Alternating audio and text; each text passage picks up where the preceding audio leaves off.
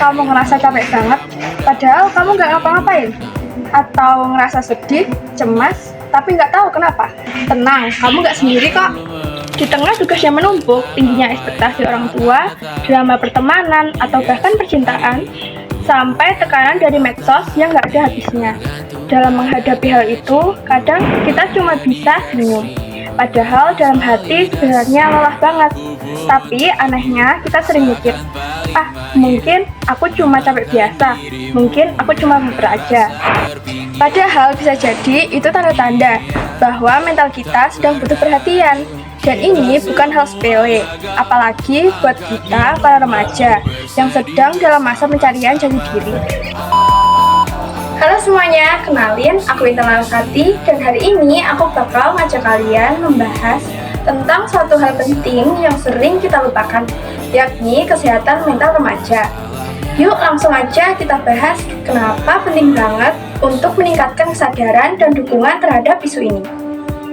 Kalian tahu nggak, menurut WHO, 1 dari 7 remaja di dunia mengalami gangguan mental.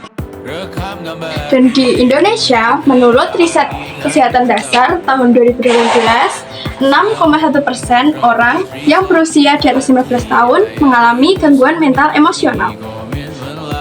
Masih lain pemirsa, Lembaga Indonesia National Adolescent Mental Health Survey mengungkapkan sebanyak 1 dari 3 remaja berusia 10 hingga 17 tahun di Indonesia memiliki masalah kesehatan mental dalam kurun waktu 12 bulan. Hal itu berdasarkan hasil survei mereka. 11,9 juta remaja Indonesia yang mengalami masalah mental yang dipengaruhi oleh berbagai faktor. Para orang tua diminta lebih peduli dengan kesehatan mental buah hati mereka. Terlebih lagi, sejak pandemi COVID-19, banyak remaja mengalami stres berat karena terisolasi. Remaja sedang berada di masa transisi penting dalam hidupnya, mulai dari pencarian jati diri, tekanan akademik, hingga tentang pergaulan dan tekanan dari medsos. Dan masalahnya, masih banyak yang gak berani cerita atau meminta bantuan, karena takut dicap lemah atau nggak normal. Ini akibat stigma yang masih kuat banget di masyarakat. Apa solusinya? Yang pertama, edukasi. Kita bisa mulai dari kampanye, seminar di sekolah, hingga konten digital. Kedua, menciptakan lingkungan yang mendukung, lebih peduli dan terbuka. Remaja harus merasa aman dan bebas untuk bercerita. Ketiga, akses layanan konseling dan psikolog harus lebih terbuka.